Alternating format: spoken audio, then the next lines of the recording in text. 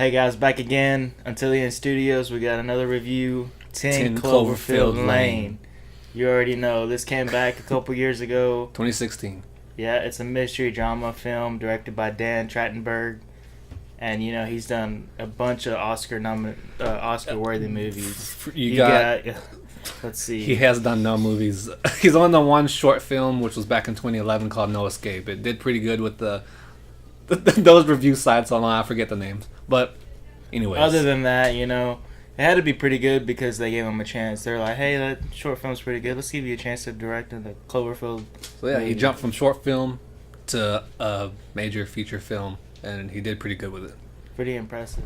Yeah, so this movie has a 7.2 IMDb rating. That's decent. It has 76% on Metacritic.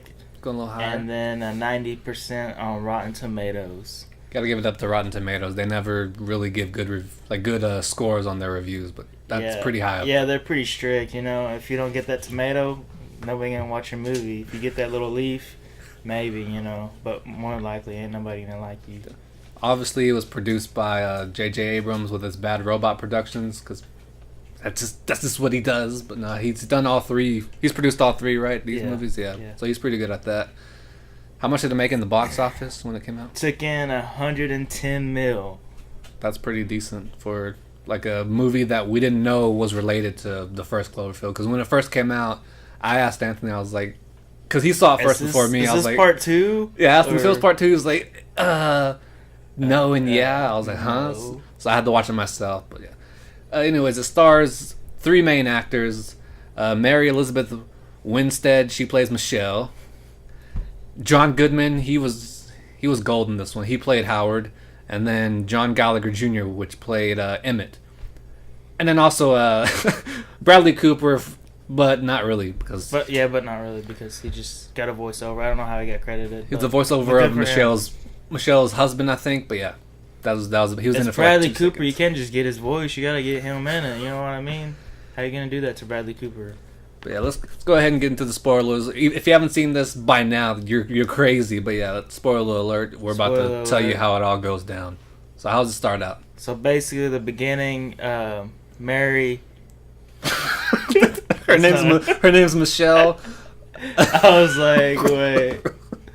Michelle's she's in her car, like she's pretty upset. I think she's crying, and then her phone starts ringing. And it's Bradley Cooper. It's Bradley He's like, goddamn come back. Cooper. He's like, don't leave me. You know, couples fight all the time. Don't leave. You know, he burnt her toast like a little too much. She's like, that's the final straw. I don't like it that dark and too crunchy. No, that didn't happen. But they had an argument, and she left. He didn't use lube, anal, you know, something like that. Obviously, she overreacted and like was just ready to ditch their marriage. But he's like, go ahead, come back. That's all of Bradley Cooper.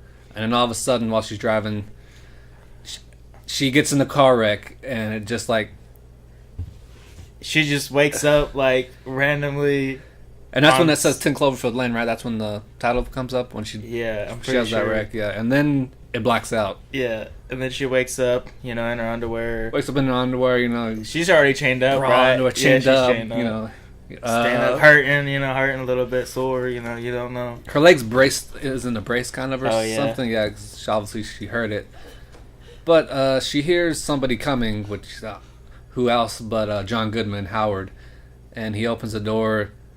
Does he bring food up first? Yeah, he brings her food and eggs, water, you know, good morning, you know, that kind of stuff. Yeah, he doesn't really explain nothing but that he saved her life, but she's pretty freaked out about the whole situation because it seems like nowhere to go, Michelle. To her, she was kidnapped. Yeah, it seems like she was kidnapped to her because John Goodman's not saying nothing about anything. Yeah.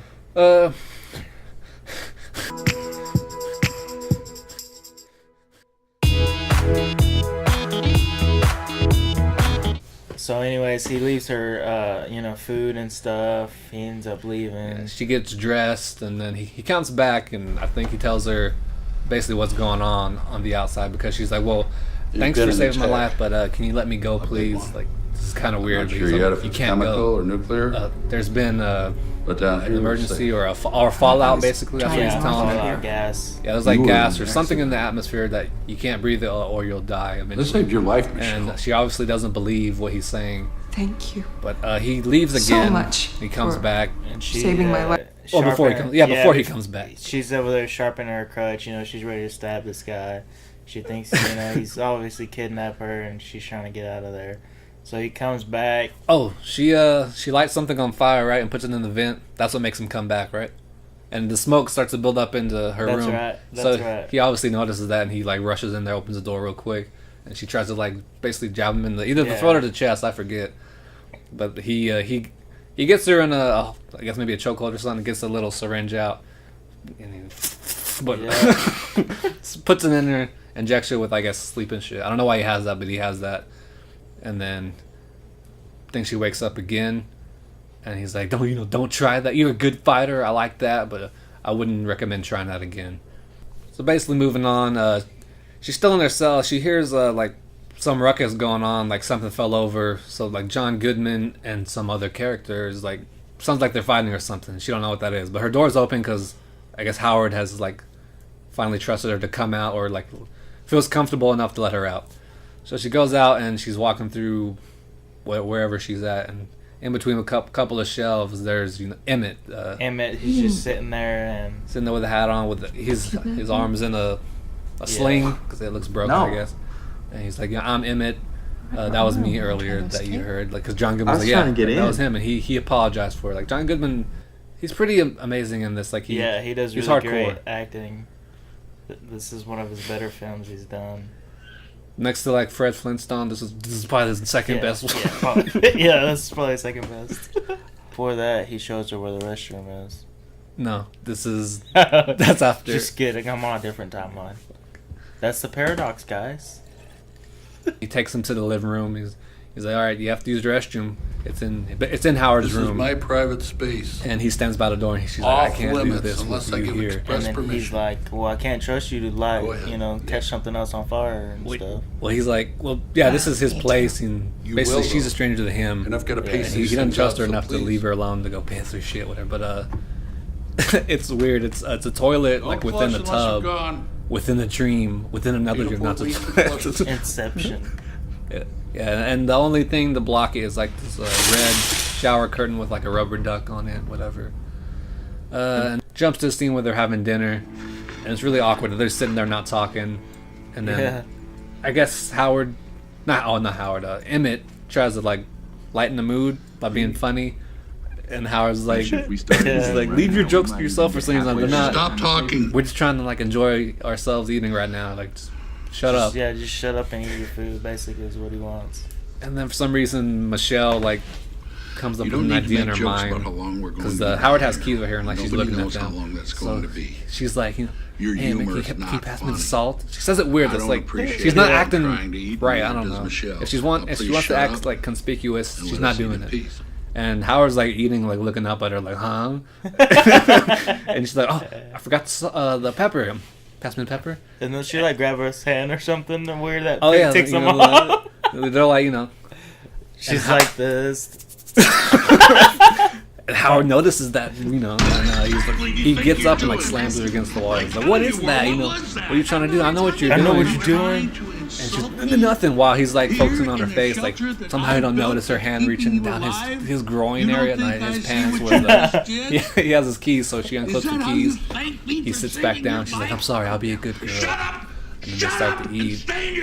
And there's like she has a bottle of soda, whatever. Yeah. She slams it against like Howard's face, cuts him up pretty bad right there. And she runs away, and she has a key, so she's gonna try to unlock the main She's trying to entrance. escape, run away.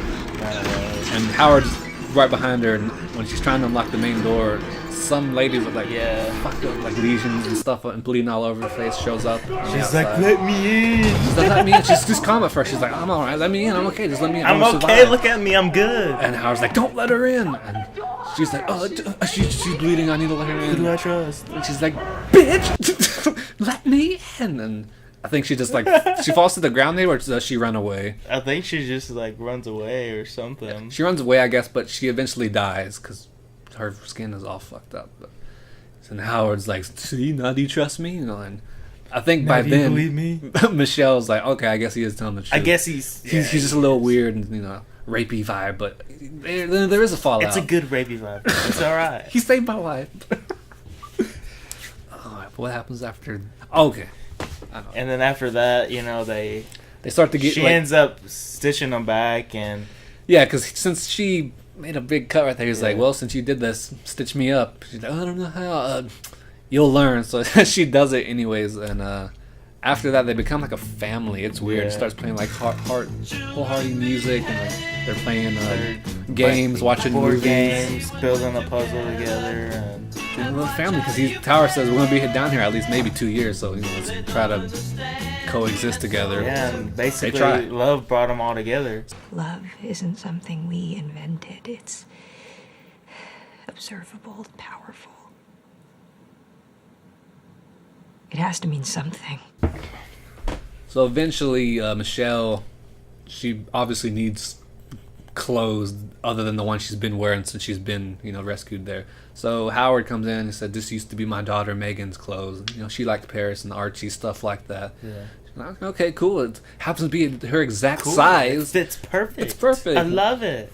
And then, But then the vent goes out. Yeah, the ventilation that pumps like oxygen, that makes oxygen for them Yeah. to be able to breathe. We humans need oxygen to breathe. If you didn't If know, you didn't know that, yeah. it stops working. Howard's like, "You're the only body or person that can fit inside that vent," and she tells him he tells her where to go, and so she crawls through the vent. It's really tight and claustrophobic, whatever, and she gets to like a big room, and he's like, "Just do." I forgot what she does, but she fixed it somehow, and there's like a bunch of.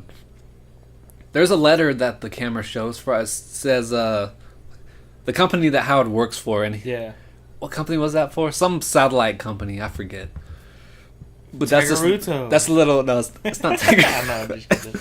It has something to do with Tagaruto, but that's just a little Easter egg for you for the trilogy. But she eventually, She sees a little opening. yeah, she sees an opening inside that room she's in, so and she climbs up She it. climbs up the stairs, and she ends up seeing like nail markings, and somebody was trying to write "help me," and they didn't even finish it. Yeah, so then she goes back to her other original, thought like, this guy's crazy. Why is that there? Well, she goes But, down yeah. the stairs again, and then she notices Ah. fingernails on the ground, which is with blood on them. So then she's like, she's kind of iffy about him again. Yeah. Later on, she gets out of there, tells Emmett, I found something in there that's pretty weird. Someone wrote or scratched "help me" on a door in there or on a window in there. And then she finds a photo. Well, she shows Emmett, Howard told Meg.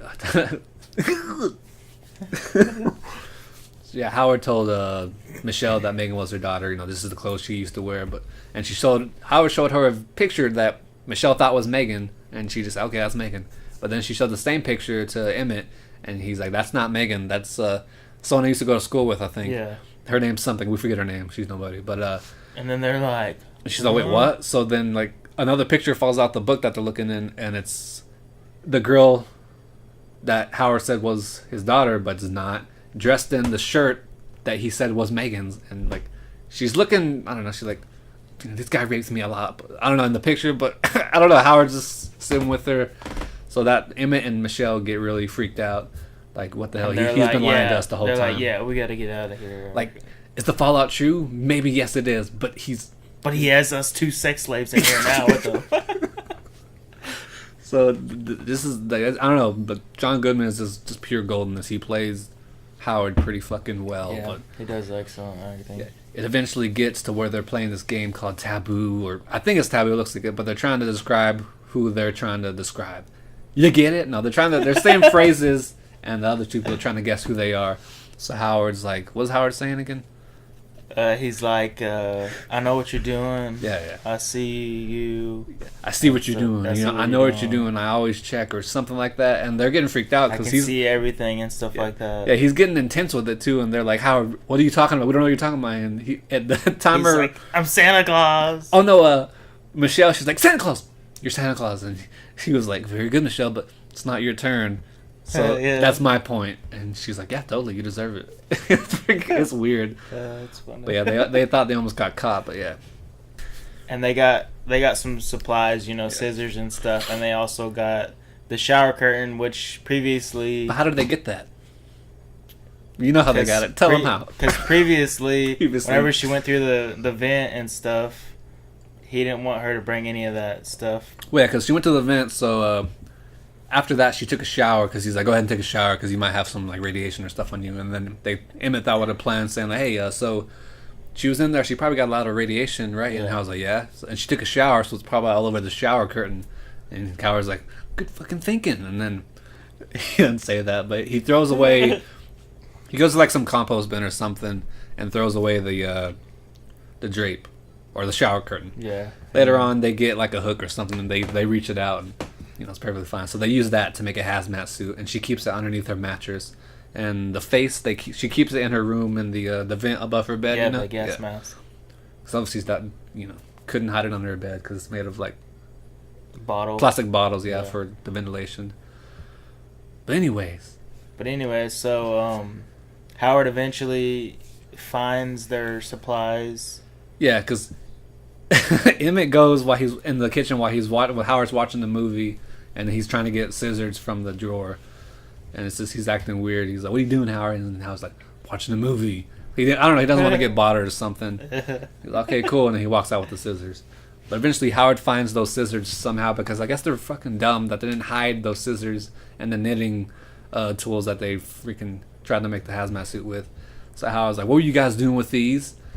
And Emmett came up with a bright idea to blame himself. Yeah, Emmett was like, "Oh, I was trying to make a weapon to get the gun from you. To get the gun from Howard, because Howard has a gun. Because I want Michelle to respect me like she respects you." That was weird. That I don't know. He could have came with something else to not, make Howard more pissed off. He could have just said he wanted to kill Howard or something. That would have been better. Maybe not that either. But maybe I just wanted. That's basically what he said. Something else, but yeah. Howard's like, okay, are you sorry? I think you're right. Did you make him pause? He's like, I'm really sorry. He's like, okay, you're sorry. I accept your apology.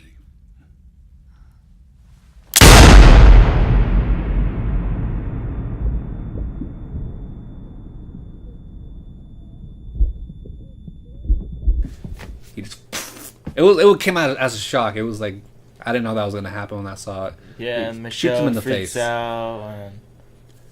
yeah, I guess she goes to her room or something. He's like, I'll take care of this. You go. Basically, he throws Emmett's body into that bucket of acid or something. It slowly corrodes and melts his skin to the bone. But the next morning, she wakes up and he has a cone of ice cream. He's like, I got some ice cream. And he's she's shaving, they're about to go on an ice cream date or something. Good. Here's another rape. I'm about to rape her with some ice cream, but he's like, Megan liked it in a bowl, so I figured you would too. But I roofied it, by the way. But she I don't think she said anything. So he's like, oh well, and he walked off. Basically, after that, she's really scared and wants to get out of there, so she continues to make the hazmat suit. I think Howard goes in there to check on her, and we know when she hides the helmet in the vent well. He was about to go out of her room, and then that little screw from the vent fell and hit the ground. And she was like, "It always does that. It keeps on doing that. I don't know why." So I don't know why. He opened the vent. And he was like, oh. The helmet's within reach, but he's fat and short, so he can't. Okay. Closes it back up, puts the thing on. He turns and looks. There's a little freaking corner of the red hazmat suit that she's making. Just little things she could have done to not fuck up, but he sees it. He's like, "Get up!" and he pulls her off, rips up her mattress. Out. Yeah, she takes off. Yeah, sees the suit. So he was like, "What the?" So she runs out the room. This is some good work. She runs out the room and closes the door on him, and she's trying to escape. She's trying to get out of there. Somehow Howard gets out of the door, but she locked it. It was I don't know. He got out. But she ran by and saw Emmett's body decomposing and melting in that acid. I think she went to get supplies, the freezing thing, right? Yeah, I think so. Later on we'll tell you about that. Somehow Howard gets out, chases her, and he's confronting her in that room with the bucket of acid. And she kicks it. Yeah, she kicks it over something. And I guess it makes Howard fall. I forget how, but Howard falls face first into the acid, and he's like, "Oh!" It sounds really horrible. So she takes off running back to the room. Yeah, to go get the hazmat. Oh, and then the acid ends up, burning up a cord, and it catches fire. Yeah, the electrical sparks start to go off and causes the acid. Anyway, she goes to her room. She gets her hazmat suits, goes through the vent, and she gets her gas mask. Yeah, while she's crawling, through the vent as well. I guess Howard gets up. He's a strong guy, I guess, because his whole face is melted. But he starts stabbing through the vent. He gets a knife. He misses every time. He sucks, and she's very lucky. 'Cause the main character can't fucking die. She can't just have that. It's over. But if that was one of us, we would the first time it would go through our heads. We wouldn't escape. But yeah, he misses every time, and she gets through it just fine. She gets that freezing stuff that he should. She gets that freezing stuff that Howard showed her earlier. That he's like, I used to do this when I was in the Navy, and I locked the captain inside. It was weird. Remember that? Yeah, that was weird. When she's climbing up the thing, she freezes the lock, and she's like, and it's because it wasn't working. Yeah. But then she did it again, and it busted. She got out, and she was running to I think Howard's truck. Yeah. So she tries. She gets in, but while she's getting in, she rips open her hazmat suit underneath. And then the panic attack starts settling in, and she's like freaking out and stuff. Luckily, she brought duct tape, and she duct taped the hell out of her leg until there's nothing leaking in. But then she notices birds, some birds, yeah, and they're flying. So she's like, "What the fuck? What the hell?" He was lying the whole time. It's just like what What the fuck?